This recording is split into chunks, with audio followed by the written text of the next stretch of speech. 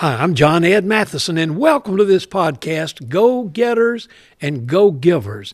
And we got a special person here today, and you're going to be challenged, you're going to be inspired, and you're going to be motivated to let your life really count for something. Matt Bostic. Matt is just one of the most creative guys, has a huge ministry that's making a difference with people that get out of prison. And to sort of support that, he and I have been on the same wavelength because he is a basketball player and he just set a world's record in the most foul shots made in a 24-hour period. Hey, Matt, and thank you. You invited me to come out and give an opening prayer. We prayed for the balls. We prayed for the goal. prayed for you for 24 hours. How did you get the idea of doing that? Well, thank you for having me on, first of all, and for coming and praying that day to kick it off. I couldn't think of a better guy to come out and pray over everything. And the Guinness Book of World Records, Pastor John Ed, in 2006, I found myself in a very low place in my life. For the first time, I had 3 kids and 1 on the way. I was out of pastoring and coaching. For the first time in my young adult life. I went home to Indiana, where I'm from, to visit my mom's grave, see my dad for Thanksgiving. And that night I couldn't sleep, and I was just praying and asking God for wisdom and motivation for this next chapter of my life. And I came across the Guinness Book of World Records. And I was flipping through that book in the middle of the night, and I read about a guy who had made 6,000 three-point shots in 24 hours. And I couldn't sleep. I kept doing the math. The athlete in me, the competitive guy, I thought, man, if I can make 400 every hour for 24 hours straight, I could set this world record and maybe do something good with it. And my wife, on the way home, we were driving back to Maryland the next day, and she said, I haven't seen you have this much life since you were pastoring and playing basketball. And I said, we're going to name the foundation Shoot for Life. And so that's what started it all back in 2006. No, wow. Well, let me tell you, I relate to anybody that likes to shoot the ball a lot. And basketball, they said I never saw a shot I didn't like. I've heard that about you. Oh, yeah. And if something hit my hands and it felt like leather, I was shooting it. But, you know, there's a big difference in what you and I do. I shot it as much as you did. Yeah. But you made them. And that makes all the difference in the world. So how did you get around to the free throw shooting? So I had set the world record shooting three-point shots, and then, you know, a few years ago. Now let's reiterate now. How many did you hit in a 24-hour period? This time around, so I made 21,001 free throws in 24 hours. Yes, sir. Right, and I remember going at that ball. They had cameras everywhere. They had all these people with pencils and tablets, and everybody was taking all the statistics. Yeah. And you would have to hit about close to 90% of your foul shots. Now, in college, I know you played college ball. Did you hit 90% foul shooting? I did. I set a goal in the 5th grade to be the best free throw shooter in every team that I played on, and I was. From 7th grade, 9th grade, college, I loved to shoot free throws, and so it just took pride in being, if there's a technical foul, I wanted to be the one going to the foul line, and so I did. I shot 90% even in college. Wow. Well, my dad always told me in basketball, he said, now look, John Ed, it's a free throw, and if it's free throw, you better make it. And so I was like you. I loved getting to the line. Yeah. And when you did that, your scoring average goes way up. It does. So we went out there, and so just recently, a couple of months ago, I went out. We had a prayer. Now, everything, you were doing it to break a record, but you were really doing it to raise money to help people who get out of prison. Correct. And to change their lives. Now, we're going to come back to that a little bit, but let's stick for a minute with the basketball, because now listen, if you're watching now and listening, if you have made more than 21,000 foul shots in a 24-hour period, you don't have to listen. But if you hadn't done that, listen to a man who has, and who did it for a purpose, and how God used him and what it cost him. So let's pick up there. We're there, and so you're ready to get started. In fact, you had a guy wearing a referee shirt standing by you. Yep. And you had about 4 guys right under the goal, so you wouldn't have to chase any balls. All you did was stand on the free throw line and they just kept feeding you a ball. And see what impressed me, when the guy with the referee shirt handed you the ball, it was like a field goal kicker. He was straight. The holder gets the laces right. Yep. He handed the ball to you so that you didn't have to look down and look at it or anything. You knew that the seams would be exactly where you wanted, and all you had to do was watch the goal and shoot it. That helped out. So Fred was my trainer and has been for the last 15 years, handed me every ball, and he would just put it perfectly. He knows I love the seam straight, as any good free throw shooter does. You'll look at, even in the pros, the ones who have the highest percentage, the seams is always straight on the ball. In case it hits the rim, you want it spinning the right way. And so, Fred would hand me that. Guinness Book makes you have all those cameras. The Guinness Book of World Record makes you count every shot, make or miss. You have to be have 2 different camera angles on it. So there were several hundred people there to help me make this thing a success. All right. So you started at 3 o'clock on a Friday afternoon. I remember, even just to do the prayer, they had you to stand over here and say, "Now look, we got 4.5 minutes. I want you to pray. Don't pray too long." Right, yeah. And so the countdown was on. The countdown was on. And so as soon as the clock struck 3, exactly to the second, you started shooting. We did. We went after it, and the goal was to make 1,000 an hour as long as I could keep that pace up. And so we did that through hour 13. I'd made 13,000 in the first 13 hours. Wow. Now that is just incredible. So then I know you had a little struggle there about that time. And what kind of medical help did you have there with you, just to help you with therapists and other folks? A lot of prayer warriors. One, I had a team of people that love me, and I tell you what, Pastor John, Jesus came and visited us hour 14 because my back, I had slid a muscle in my back that was hitting my lungs, and it was hard for me to catch my breath, and so it was taking me off my pace. I went from making 1,000 an hour to 600, which is a big deal because we still have 13 more hours to go. And so about 4 o'clock in the morning, we had a team of people just praying. We put worship music on, and we just started praying and believing God for a miracle that I could catch back up. And that was my highest percentage. I shot 97% from 4 in the morning to 7 in the morning, caught back up and got back on. And it's only because Jesus showed up in that gym and helped us. And so you kept firing them up there and firing them up. Now, I'd like just for you to understand what he had to do. When you shoot a foul shot, I've recorded him, and when I shoot a foul shot, you have to go up on your toes. I mean, you don't just stand flat-footed. Now, you tried doing that 24,000 times. Most people can't do it 1,000 times. I mean, and also, if you just take a ball and throw it against the wall 24,000 times, and you had some after effects from all of that. I did. So hour 16, I noticed the first 15 hours I would sweat through a shirt every hour. And I'd brought 24 shirts with me and socks, and I noticed hour 16, I stopped sweating. I had the same shirt on. Hour 17, and so I was drinking the same amount of fluid, and I stopped sweating. And they weren't sure if my kidneys were starting to shut down a little bit, but it all started to pool in my midsection and in my upper back.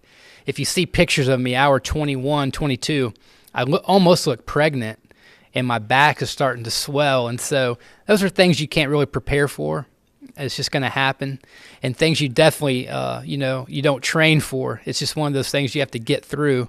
And so thankfully, we got to the end of it, 24 hours. I actually changed the grip of the ball. I usually put my fingers kind of in the seams. I put them above it this time because the last time when I made 20,500, I'd rubbed all my fingertips off on my right hand. So those kind of things we'd learned from. And so, but the back pain and the fluid that had built up, we were thankful to get through the 24 hours. Set a brand new world record for a great cause. Well, let me ask you this now. Once you made it and you went right up till 3 o'clock Saturday afternoon. Yes, sir. And those last few, did you ever? I know you got in just a routine and you were just shooting the ball, but you also got to make them. You got to make them. You were making every one of them. And let me tell you, a lot of them, didn't hit the front of the rim and rim around or whatever, most of the times it was string music.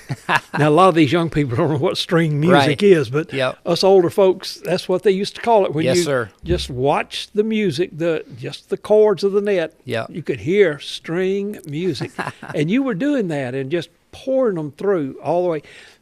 Now, let me ask you, a lot of times we do something in life, and when the going gets tough, we quit. And I know the going got tough.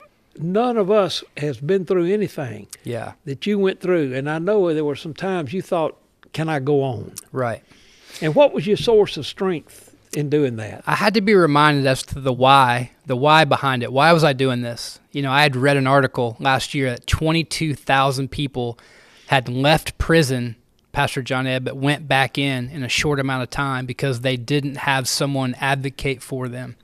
And so I wanted to try to make and bring awareness to a guy that was going to attempt a world record at 22,000 shots in honor of those men and women who needed a second chance in life and didn't have the resources to do that. So that's what got me through the middle of the night when, you know, I was very tired, overhydrated, dehydrated, nauseous, and in a lot of pain, just thinking, hey, I'm not doing this for myself. God asked me to do it. He'll carry me through it. And we're going to make Jesus famous and then bring a lot of awareness to some hurting people. And you know, it's like the book of Revelation. When you read it, you know, Jesus wins. Yeah. And I know you had a purpose. And I hope everybody listening now will just realize you don't just go through life performing tasks unless you know why you're doing it.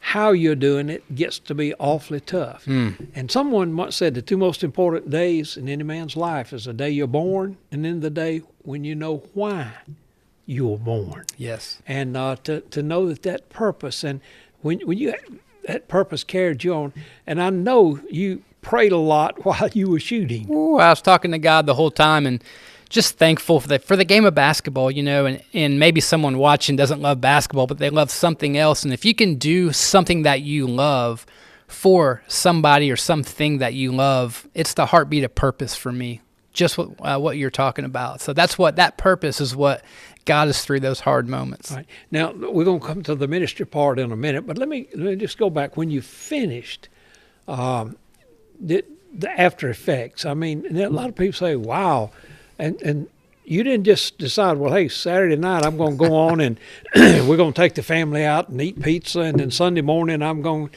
go preach here and there or whatever. You had some after effects. Yes, I got home that night, took a shower, and man, I was just so bloated still. All that fluid had pooled into my stomach, and they were praying that my kidneys would wake back up once I fell asleep. And so I fell asleep right away once I got home, and I woke up at midnight, and I was able to go to the bathroom. Then every 30 minutes for the next 24 hours, I lost 16 pounds by Monday morning, and everything was working back to normal, although it was the most painful shuffle to the bathroom. I mean, I felt like a train had run me over, you know, late Saturday night, early Sunday morning, could not walk. Everything was stiff and sore, and another great reminder of why I did what I did. 16 pounds of fluid you lost on that.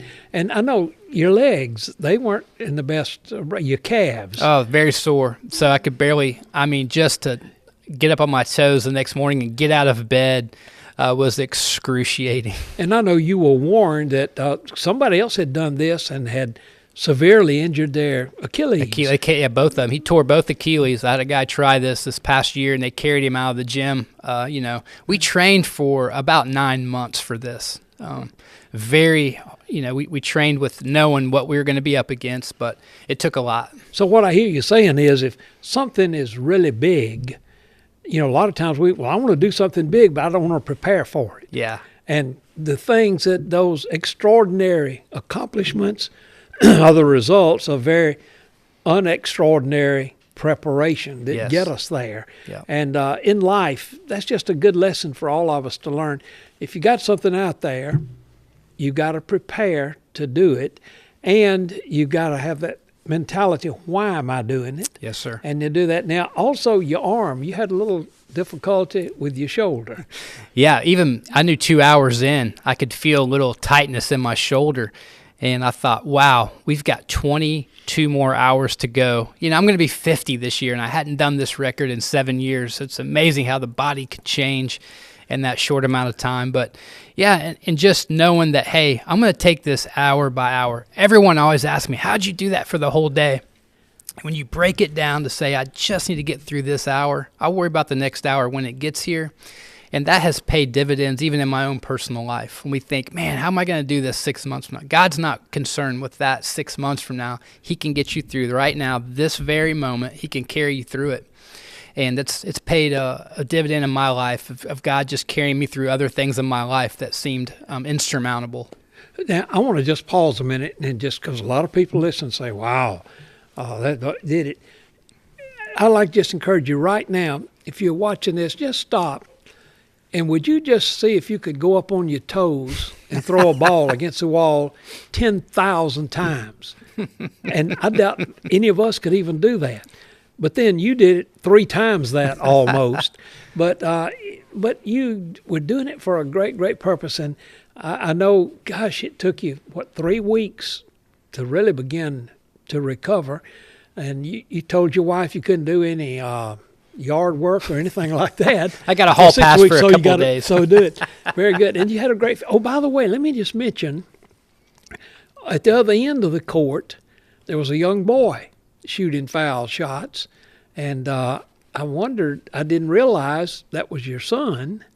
And he and you were playing doubles, and y'all were going to set a record, right? Yes. And father-son. First ever father-son to shoot basketball for 24 hours. And he's actually named after the first world record that I ever accomplished. His name's Trey. Everybody thinks he's my 3rd kid, but he's really my 4th, my first son. But he was pregnant. My wife was pregnant with him when I set the 3-point record in 2006. So that's his namesake.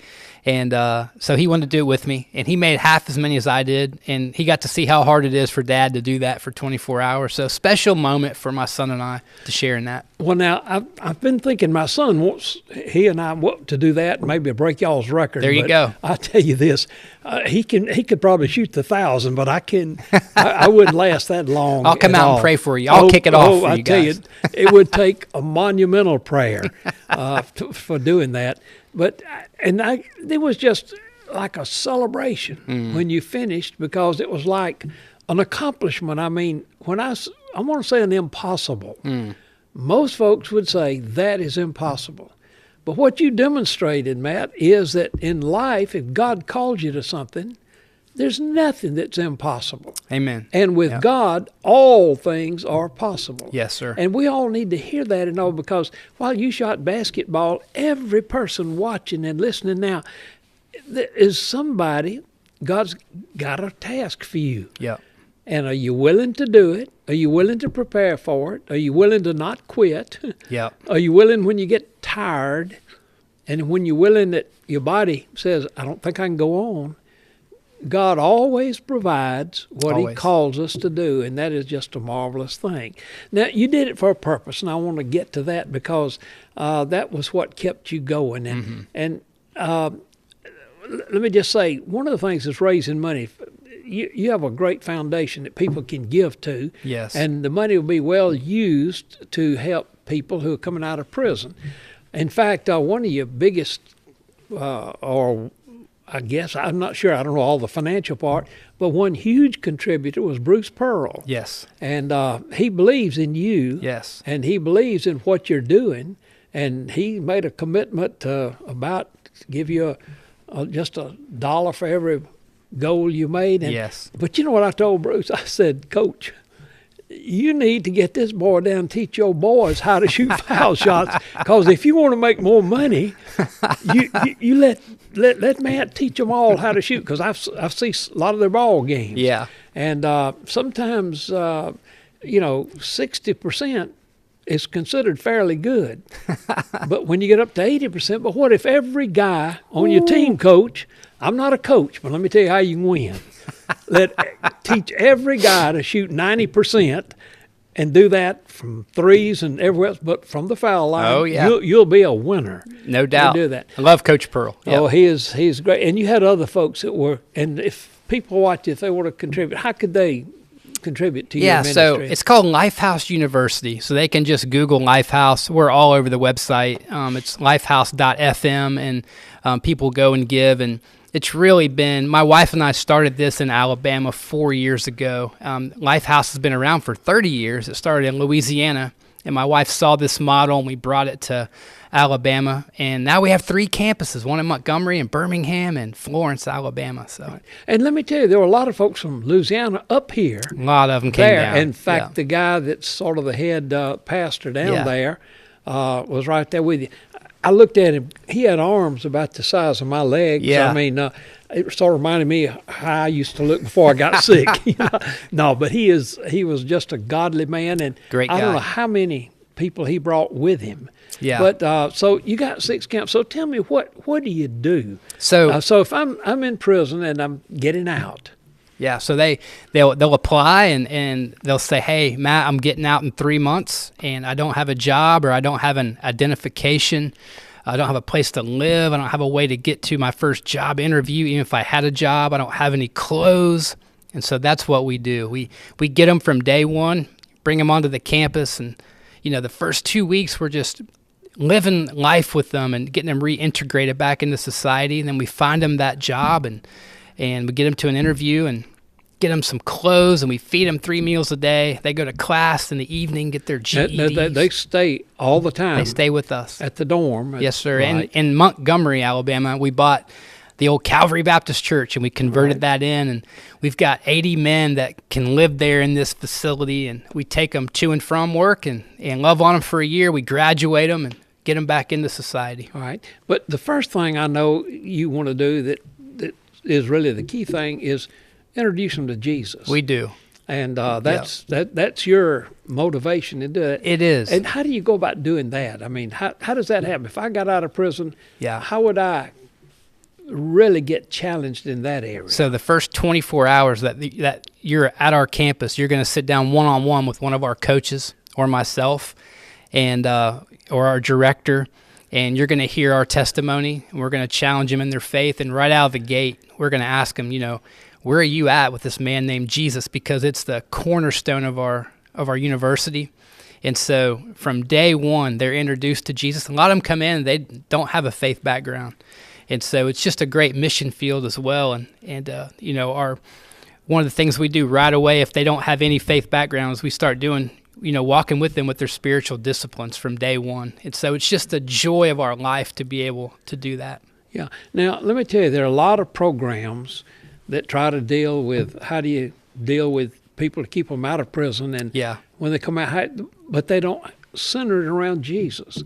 And those programs are helpful, but they're limited. Yeah. Because if you don't start with the change of heart, you can't really help somebody. And what you're doing with prisoners is what the church ought to be doing with every person who comes in the doors, is introducing people to Jesus. In fact, our mission is to go and preach and teach and baptize and make disciples. And there's an old phrase my dad used to use: the main thing is to keep the main thing the main thing. Wow. And, too often we try to change people without, the introducing to Jesus Christ. Yeah. But now, let me say this. A lot of folks stop there. They say, well, if you get them saved, they won't go back. But salvation is a process that continues to grow. It's not just a finished thing. And if you turn them out, they don't have any training. It's like you're reborn. But we don't take new babies and stick them on the sidewalk and say, okay, you're born, now look for yourself. Somebody's got to care for them. Yeah. And that's what you do. We do. We spend a lot of time with them and sharing our own stories and telling them, hey, I've walked with Jesus for 30, 40 years and I'm still broken. I still need him every single day because I'm changing and I have new challenges. And so to be vulnerable with them and share with them our own walks helps tremendously for them to see the authentic side of us, and then help them along the way in this 1 year journey of showing them how to sit in their emotions and instead of them reacting how they used to react, we're giving them new tools with Jesus in the center of it to help them get through this emotional stage of, because getting out's tough, and getting reintegrated and starting over in anything is hard. And so walking with them over this year period, teaching them the Bible and not just for information purposes, but for transformation purposes, and to see them get this new job and see them begin to walk with joy. Man, there's nothing better. Well, if I were a businessman, I'd want to hire one of these guys because I know you've got accountability with them. We do. And if you got accountability, they're going to become a good employee. Yes. And do most of the folks that go to work for, you don't necessarily pick them. I guess they volunteer or how you get them. But do most of them have the same vision for what can happen? A lot of them do. You're talking about the businesses that hire our men. Right. Yeah, so I'll just give you a couple that you may know. Chappie's Deli. I met with them early on, and, I said before we even started Lifehouse, hey, this is what we're thinking about doing. And they were like, we would love to interview your men and women when they come out. And so they were one of our first ones, and we had 22 people go to work at Sable Steel this last week. Our drivers in the morning take all the guys down to work, and it's really neat to see the owner, Sean Sable, and I meet weekly, and for him to tell me, hey, your guys are changing the atmosphere of our company because they're so excited to be here at work. They come in, they're sober, they're excited. It's not just a paycheck to them. They're all wanting to be direct hired at the end of the year. And it's changing the atmosphere of the company. And so we started with 3 there, and now we have 20 because they are just so excited to hire Lifehouse guys. Wow. Well, if I were a businessman, these guys coming in can create, it's like salt or it's like yeast. They begin to touch, and if you hire the wrong persons, they're like yeast also. They send it the wrong way. And wouldn't it be great to have a company? Yeah. That's just filled with everybody helping each other. Yeah. And you are an initiator of that. And are there any other companies? So many. We have almost 14 now that hire our men and women, steel companies, bridge companies, like I said earlier, Chappie's Deli, landscape companies, concrete companies. And so it's just really neat to see the owners buy into what we're doing, hire our men and women, and then see the owners, come back months later saying, hey, let me know and we can interview somebody else. They're changing the culture of our company. And I enjoy that so much. Now, I'm not the smartest guy, but I'm smart enough to know, why doesn't every business want to do this? I mean, and I guarantee you that the steel company is going to do better steel work with that kind of an atmosphere. And a Chappie's is going to make those sandwiches a little bit better. Yeah. If you got that, and like a place like Chappie's, the food is important, but the atmosphere. Yeah. And when you have an atmosphere that's created, I'm glad to be here, and how can I help you? And service is so much what it's about. Let me just ask you, sort of give what would be a typical day or week in how you do it. Do you have a lot of outside folks that come in with expertise? Sure. What kind of staff do you have? Because you and your wife can't do all of that. Oh, no. We've got an incredible staff. Could never do it without them. We have 3 directors that live on site there in Montgomery. And then for every 7 guys, they have a coach over them. And so you got a coach for every 7 guys. Yes, wow. Sir. So if, now that we've got so many men, if someone from, East Alabama paving calls me and says, hey, John's really not doing well today, I can call the director who will call John's coach, and John's coach will look and be like, yep, this morning, man, he didn't do his devotions, didn't turn it in. He's probably got something going on. Or we can look at his devotional that he's turned in, and we have him make a fear list and a gratitude list every single morning before they go to work. Say that again now. So every morning, one of the rhythms that we have them do is before they go to work, they get out of bed, spend time with the Lord, and while they're spending time with the Lord, they make a gratitude and a fear list every single day so that they can just get out of their heart, some of the things they're maybe fearful of, and then think of all the good things God's done. Kind of let those things hash each other out, open up God's Word, and it's just a way to rewire that processing center of emotions that we have in our brain. And we teach a lot of emotional intelligence to our guys so that by the time they get to work, they've worked on themselves, and now they're ready to be a productive employee with just fully present where their feet are at and it's changing the landscape of the jobs they're showing up to. Wow. And, it doesn't matter what job people have got. Maybe you've never been to prison. Maybe you've never been arrested. But that's a great way to start the day. Yeah. A fear list and a gratitude list. Yep. And Every morning. And if people, Thanksgiving is a day of the year.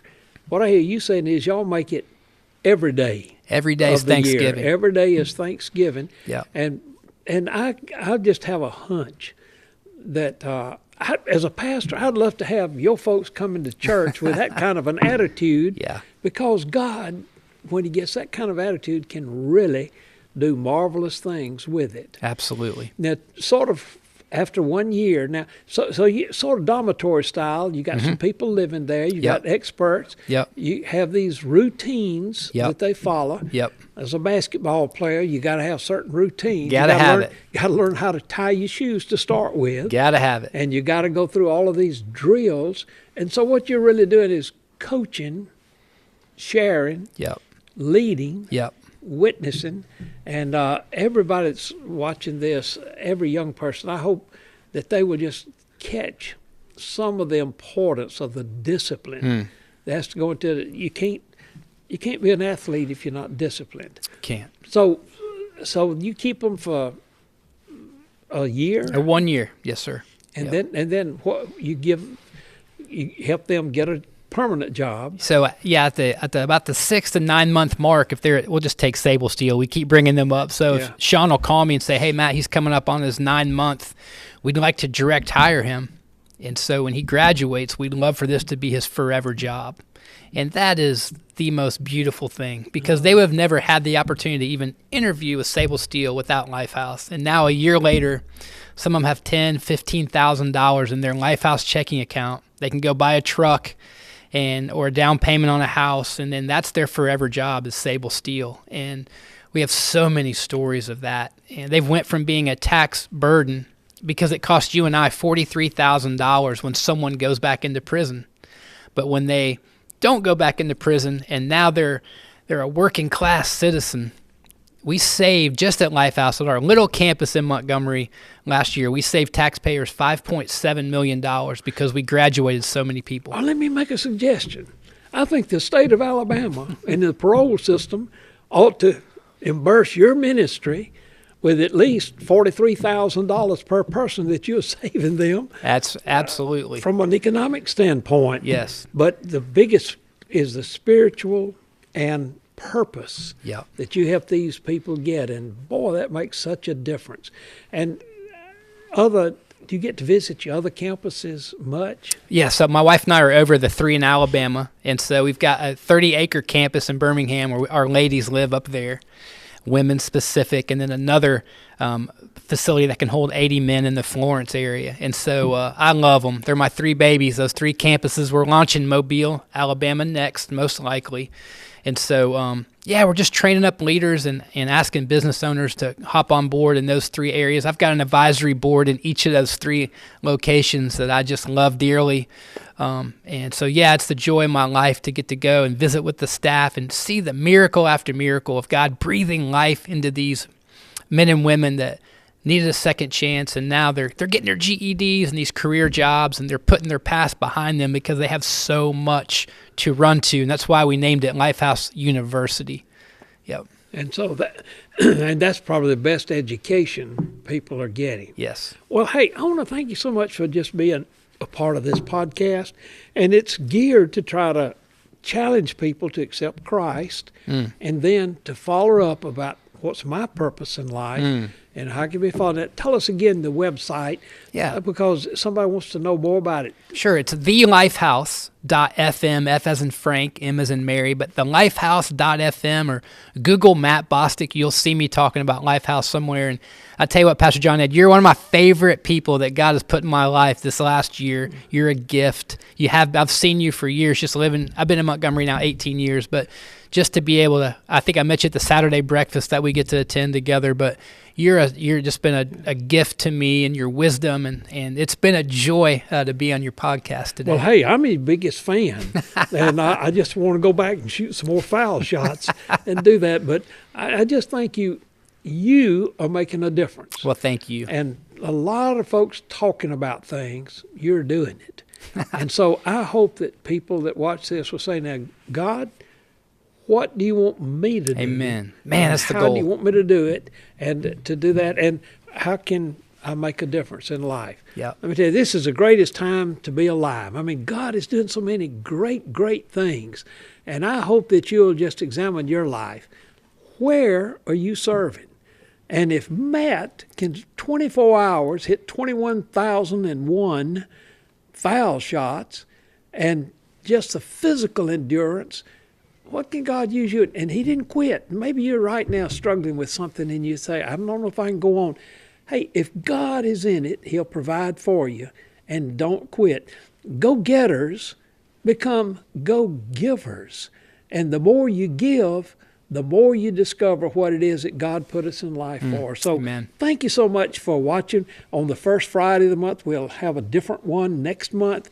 I've been inspired. I want to go out and do some things, and what a difference it can make. And by the way, I think I'm going to call some of my politician friends and tell them they owe your ministry money because you're saving the state all of that money. Seriously, what a difference it makes. And what if the kingdom of God came on earth right now? And wow, thank you so much for watching. And as you leave this podcast, ask God, where do you want me to serve?